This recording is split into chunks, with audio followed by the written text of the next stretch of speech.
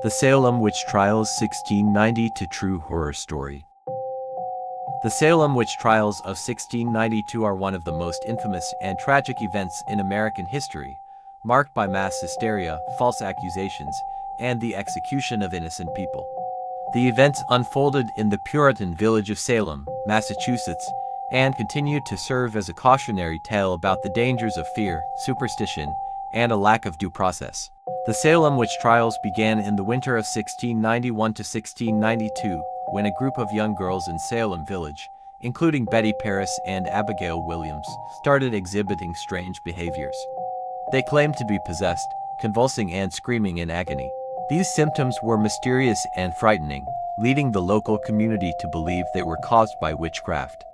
The girls initially accused a slave woman named Tituba, who was of African and Caribbean descent, of practicing witchcraft and using magic to harm them.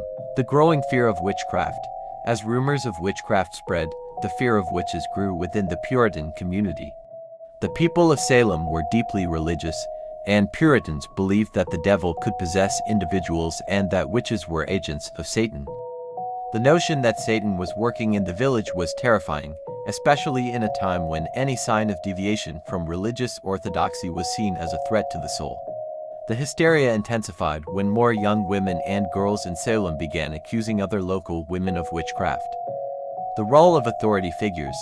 In a desperate attempt to understand the mysterious afflictions, local ministers and authorities, including Reverend Samuel Parris and Judge Samuel Sewell, began investigating the accusations.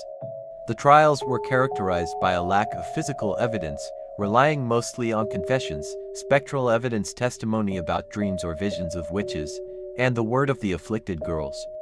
The accusations began to snowball, with women, men, and even children being named as witches by the young accusers.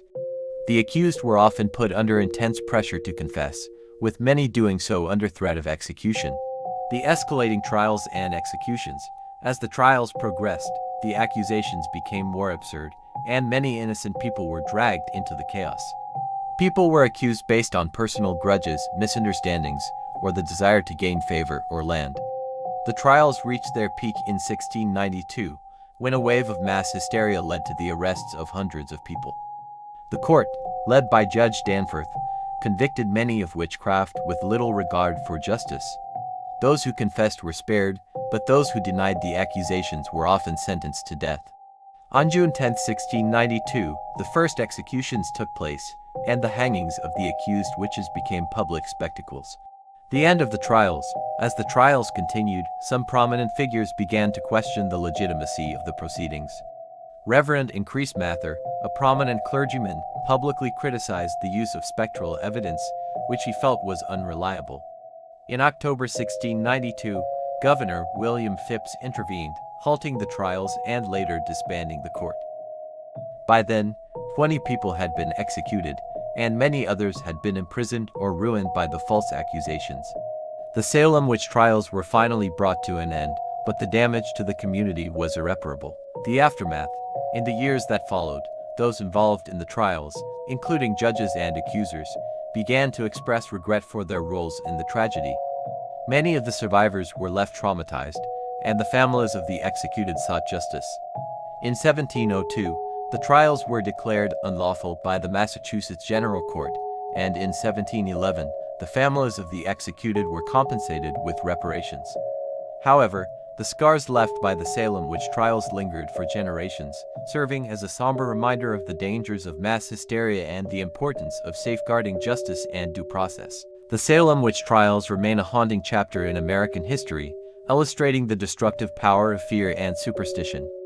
It serves as a reminder of how easily a community can be swept up in panic, leading to the persecution of innocent individuals based on little more than unfounded accusations.